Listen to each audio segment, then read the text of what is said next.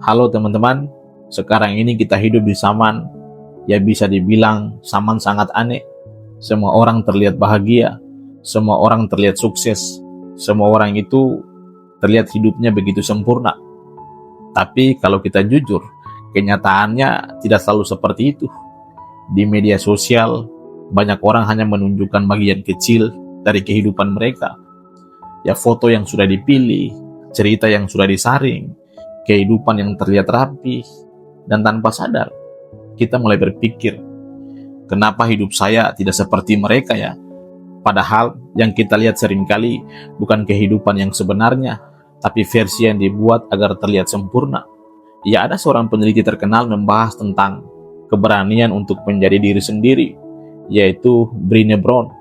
Dia menjelaskan bahwa salah satu kebutuhan terbesar manusia sebenarnya adalah diterima apa adanya, bukan karena ingin dilihat sempurna. Dalam penelitiannya tentang kerentanan dan keaslian diri, dia menemukan bahwa orang yang berani menunjukkan dirinya justru memiliki hubungan yang lebih kuat dan kehidupannya jauh lebih bermakna. Artinya apa?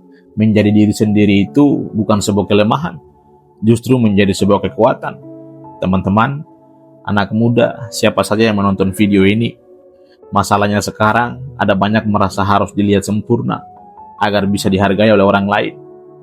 Harus terlihat berhasil di media sosial, harus terlihat hebat, harus terlihat tidak punya masalah.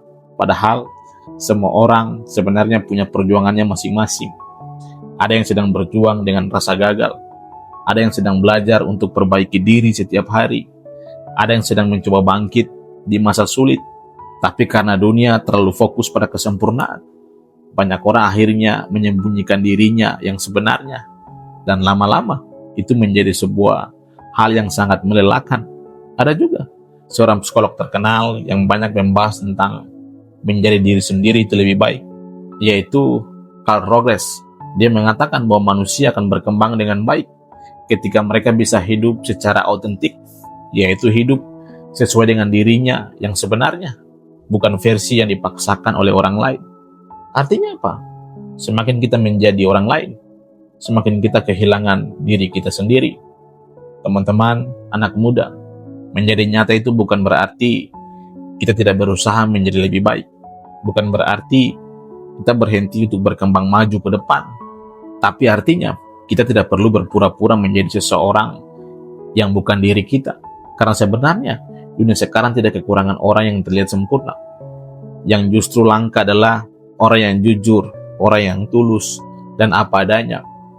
Orang yang berani berkata, saya masih mau belajar. Saya itu belum sempurna, tapi saya akan terus bertumbuh. Dan anehnya, justru orang seperti inilah yang sering menjadi inspirasi bagi banyak orang. Kenapa?